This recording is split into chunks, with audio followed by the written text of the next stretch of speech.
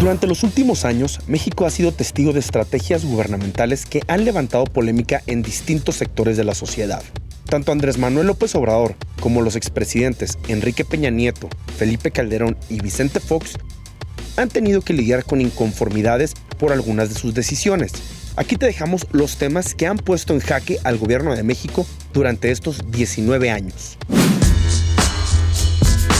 En diciembre de 2018, AMLO anunció que enfrentaría el robo de combustible de manera frontal y presentó una nueva estrategia. Un plan estratégico, necesario, urgente. Como parte de este plan, el gobierno de México decidió cerrar los ductos de distribución para pasar a transportar el combustible por medio de pipas. Sin embargo, esta estrategia provocó problemas de desabasto en varios estados del país. Algunas gasolineras cerradas y largas filas provocaron reclamos al presidente. Señor presidente, 40 días y está destruyendo el país. Ante esto, AMLO pidió paciencia y aseguró que su plan era la mejor opción para combatir el huachicol y que poco a poco la situación regresaría a la normalidad. Pedirles a todos los ciudadanos que nos ayuden, que nos apoyen. Incluso presumió el descenso en el robo al pasar de 700 pipas a cerca de 100 en solo unos días. Sin embargo, la explosión en una toma clandestina de combustible en Tlahuelilpan, Hidalgo, dio un giro inesperado al plan del presidente, pues algunos de sus adversarios culpan a López Obrador y a su administración de esta tragedia que dejó más de 90 muertos.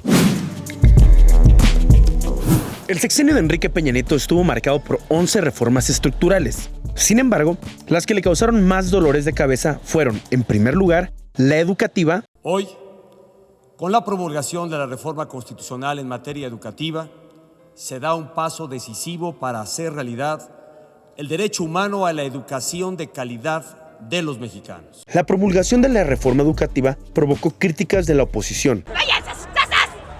¡No quiero! ¿Qué hacen aquí, bola de revoltosos, rojillos? En su gran mayoría, partidos de izquierda. ¿Alguien dijo AMLO? En su momento vamos nosotros a presentar las iniciativas para cancelar la reforma educativa y dar a conocer un plan distinto.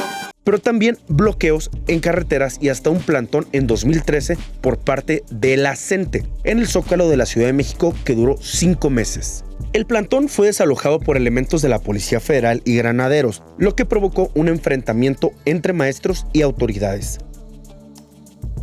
En segundo lugar, la reforma energética. Este día envía al Senado de la República la iniciativa de reforma energética. Esta reforma representa una de las más grandes oportunidades para México de los últimos años. Una de las protestas más grandes a esta legislación fue la convocada por el PRD y la cual estuvo encabezada por Cuauhtémoc Cárdenas. En 2006, Felipe Calderón asumió la presidencia del país y lanzó lo que se conoce como la guerra contra el narcotráfico en México. Y metiendo a México en un papel de subordinación a los criminales, eso no lo voy a permitir, no lo estoy permitiendo, no lo permitiré. Y de eso se trata. ¿Afecta mucho la imagen del país? Pues sí, yo creo que estaría peor si la imagen de México fuera un país totalmente sometido.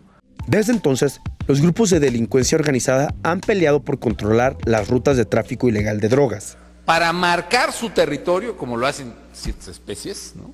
Tienen que ser vistos, tienen que sacar las ametralladoras y las camionetas a la plaza. La estrategia fue cuestionada por diversos especialistas, entre ellos Alejandro Madrazo Layuz, investigador del CIDE. El experto ha dicho que la estrategia de Calderón ha sido la más letal en los últimos años.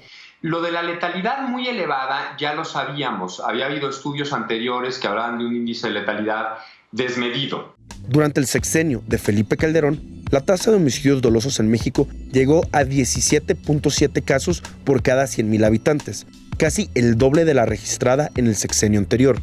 Y aunque no es posible atribuir que todos esos homicidios estuvieron directamente relacionados con el combate contra la delincuencia organizada, hay que señalar que de acuerdo con el INEGI, hasta antes de que se iniciara la guerra contra el narcotráfico, el país registraba una tendencia a la baja en cuanto a homicidios desde por lo menos 1995.